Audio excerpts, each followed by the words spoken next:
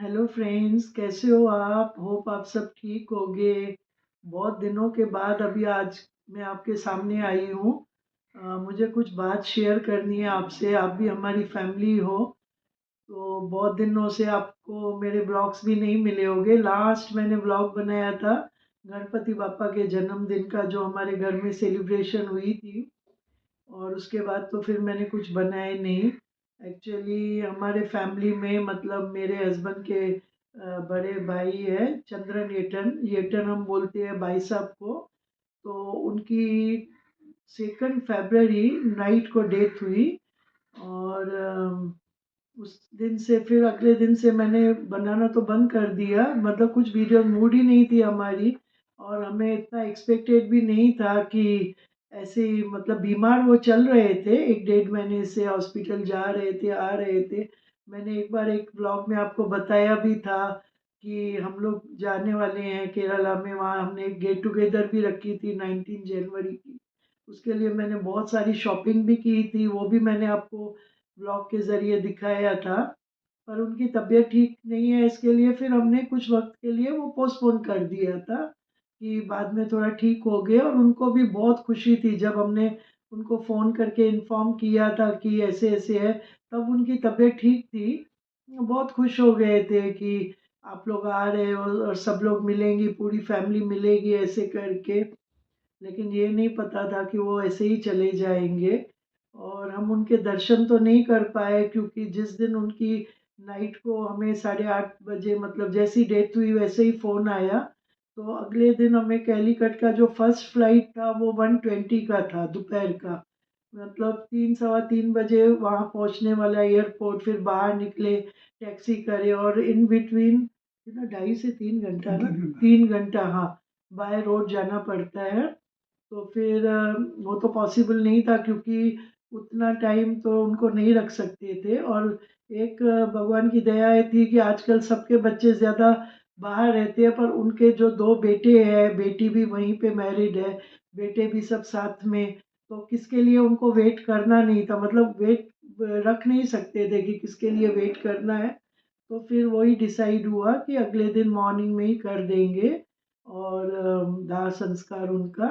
तो फिर जो हमारे बड़े हैं उनसे हमने राय ली, तो उन्होंने बोला कि जो लास्ट का जो कर्म रहता है 10वें दिन का, उस दिन आप आ जाइए। तो फिर हम लोग 3 दिन पहले ही पहुंच गए वहाँ पे। अभी 2 दिन पहले ही हम आए हैं, बॉम्बे आए हैं। अभी मैं जो जो मेन जो हमारा वहाँ पे जो केरला में कैसे कर्म होते हैं, क्या मतलब लास्ट फाइनल राइट्स जो होते हैं, वो मैं अभी कुछ क्लिप्स आपको डाल के दिखाऊंगी। और बस मेरी यही रिक्वेस्ट है कि जो जाने वाली आत्मा है उसके लिए आप भी प्रे कीजिए, और उनके फैमिली को भी बहुत सारी स्ट्रेंथ मिले, क्योंकि ये दुख बहुत बड़ा होता है। घर के एक इंसान को मतलब गंवाना बहुत मुश्किल होता है। आज तक हम इतने खुश थे, ये लोग 7 ब्रदर है और एक सिस्टर है। लेकिन अब एक गया तो, वैसे बोलते हैं ना कि कोई चीज़ का खाता खुलता है तो अच्छी चीज़ के लिए हम खुश होते हैं, पर ये जो खाता खुला वो बहुत दुख वाला है। तो बस अभी इससे ज़्यादा तो मैं कुछ बोल नहीं सकती हूँ। आप जो क्लिप्स है वो आप देख लीजिए। ये है मेरे ब्रदर इन लॉ चंद्रन ईटन। आज इनका 10वां दिन है और जो पिंड का दान होता है उसकी तैयारी चल रही है। और ये बड़ा बेटा ही बनाता है, लेडीज़ नहीं बना सकती है। और रोज़ वैसे भी सवेरे वो ही बनाते हैं। और ये मैं आपको बता दूं कि जो दाह संस्कार हुआ था ना, वो इसी घर में ही हुआ था। यहाँ पे क्या घर बहुत बड़े होते हैं, बहुत ज़मीन रहती है, तो वहीं पे दाह संस्कार होता है। और पिंडदान की प्रक्रिया शुरू हो चुकी है। ये उनकी ग्रैंड डॉटर है जो कह रही है। ऐसे एक एक करते जाएंगे।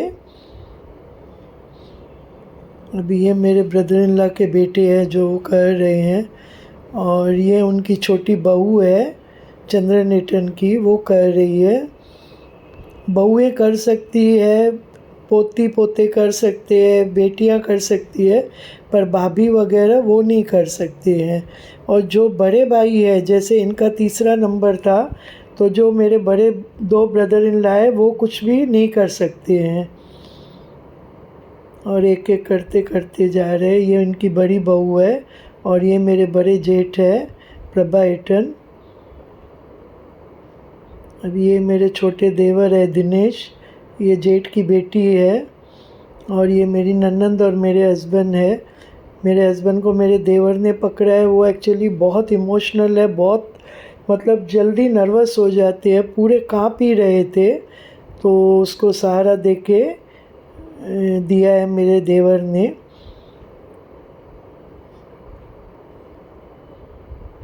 वैसे तो इमोशनल सब हो रहे थे, अब ये परिक्रमा कर रहे हैं। चेहरा देखिए इनका। और ये मेरे छोटे देवर को उसके बेटे ने सहारा दिया है।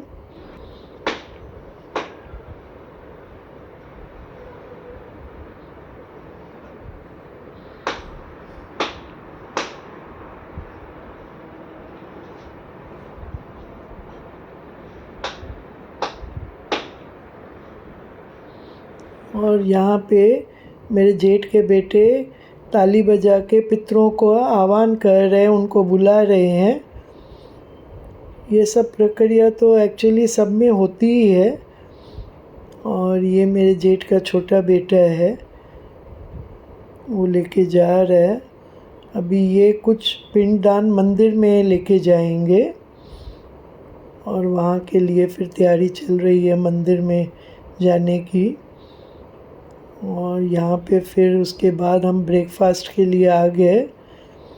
पूरा परिवार साथ में बैठा हुआ है, पर सब दुखी मन से ही बैठे हुए हैं, किसको इच्छा ही नहीं है कुछ खाने के लिए।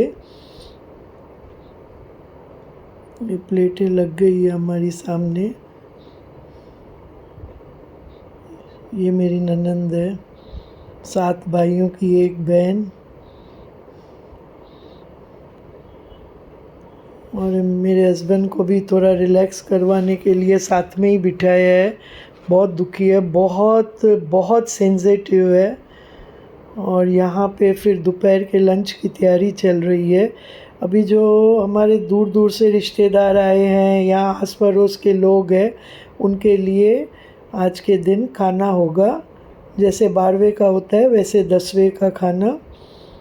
और यहाँ पे सब टेबल चेयर्स लग चुकी है, खाना परोसा जा रहा है। खाना सिंपल रहता है।